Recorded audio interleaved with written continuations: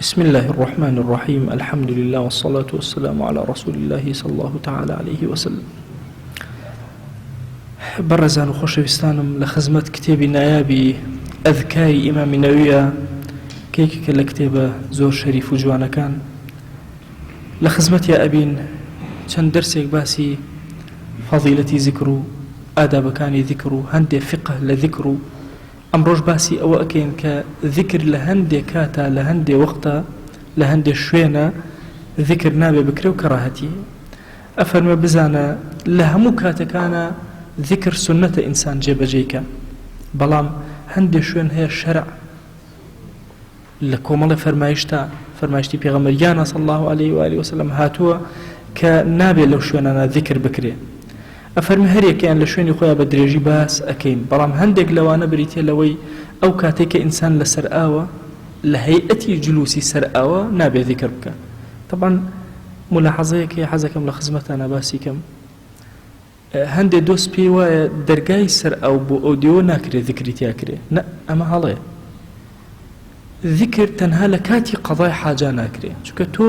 سنەت وهایە قاچی چەپت ئەخێتە ناو سەر ئاوە لە سەرەتا وەڵێ بسم الله کە ئەچیشتە ناوە ئەعتیادی اللهم إني أعوذ بك من الخبث والخبائث ئەم ذیکرە ئەبۆ شێوازە ئەخوێن واضحە عەزیزانم یعنی ئەکرێ لەناو ذیکرەکە لەناو سەر ئاوەکە تۆ ذیکر بکەی کەی ناجائزە ئەو کاتێکەوە وەکو ئیمامی نەووی ئەفەرمێ أنه يكره الذكر حالة الجلوس على قضاء الحاجة لو كاتيك إنسانك دانشتو بقضاء الحاجة أو كات دروزني إن جاء فرمي وفي حالة الجماع أو كاتيك إنسان جماعك لقلها وسر وخيزاني خويا لأسنا جماعك شا ذكرناك وفي حالة الخطبة لو كاتيك خطيب خطبة أدا تنابخ مشغول كيب الذكرى أبي جويلة خطيبك بقريب زاني شيء الله وفي القيام إلى الصلاة لەناو نوێژە کاتێ لەو کاتێک کە بە پێوەی شوێنی قیام شوێنی قورئان خوێندن ذیکری تیا دروست نییە بۆیە ئەفەرمێ لەم کاتە کەڕاهەتیە ئینسان ذیکر بخوێنێ ئەفەرمێ ئەو کاتێکەوە ئینسان زۆر زۆر خەویەت و ئاگای لە ذیکرەکە نییە ئەڵێ لەو کاتە بە ذیکر نەکە کەڕاهەتی هەیە بەڵام لە ڕێگاکانە لەناو حەمامە لەو شتانە هیچ کێشەی نییە ئەتوانێ ئینسان خۆشی بشۆ ذیکریش بکە ئەتوانێ بە ڕێگایە بڕۆ ذیکریش بکە دروست بەتایبەتی ئەو ذیکرانەی کە بەدڵ ئێمە لە چەند وتارە لەمە پێش باسی ئەومان کرد کە ئیمام فەرمووی ئەگەر کەسێ هات ذیکری کرد بە دەم بە دڵیشی ئاگای لێ نەبوو هەر ئەجری دەسەکەوێ سبحان الله یعنی هەر زمانی وتی ئەستەغفر الله ئەستەغفر الله ئەستەغفر الله دڵیشی ئاگای لێ نەبوو هەر ئەجری بۆ ئەنووسرێ بەڵام لێرە ئادابە کولیەکانمان بۆ باسەکە ئەفەرمێ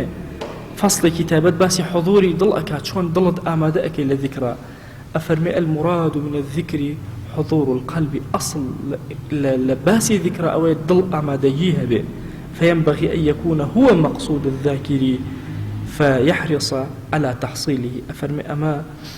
أبي أمكسا ما بستي ذاكر أو بكوا ضلي آقاي لي بها تاوكو دسي كوي أو كوا بريتي لذكر خوي ذكر واتياد أقر آقاي لخوي النبي يادكي بطاوي نكر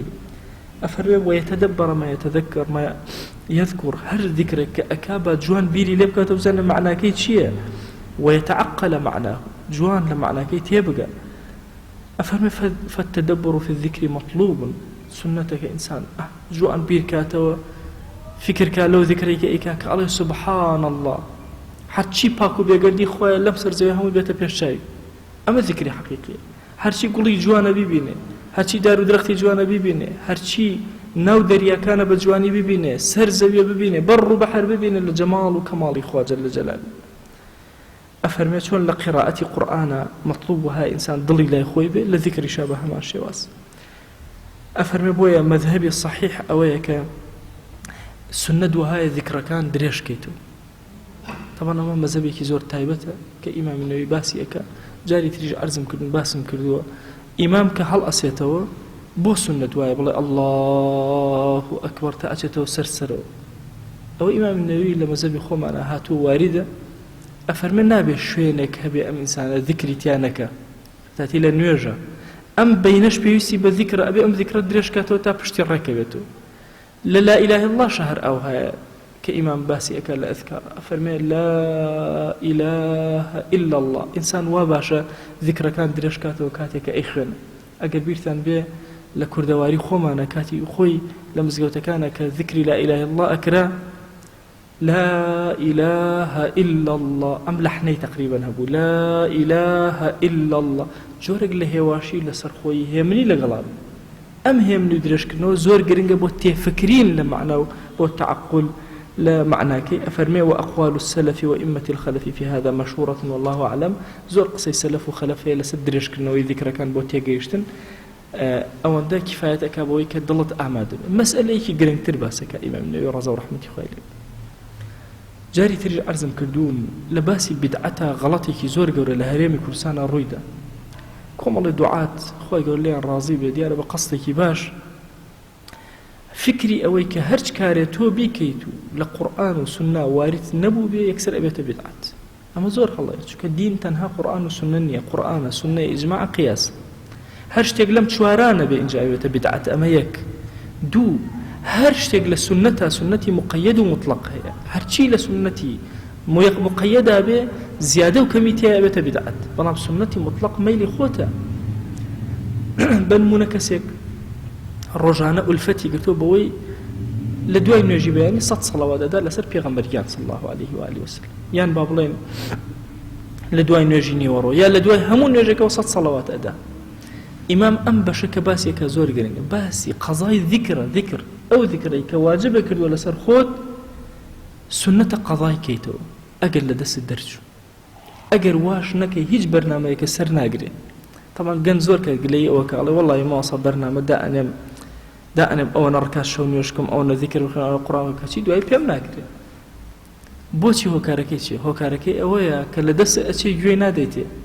بوي إمام النووي أفرمي أو كسيك التزام كاب ذكر كان وأجر ذكرك إلا دز درشو سنة وهاي قضاء كاتو دوباري كاتو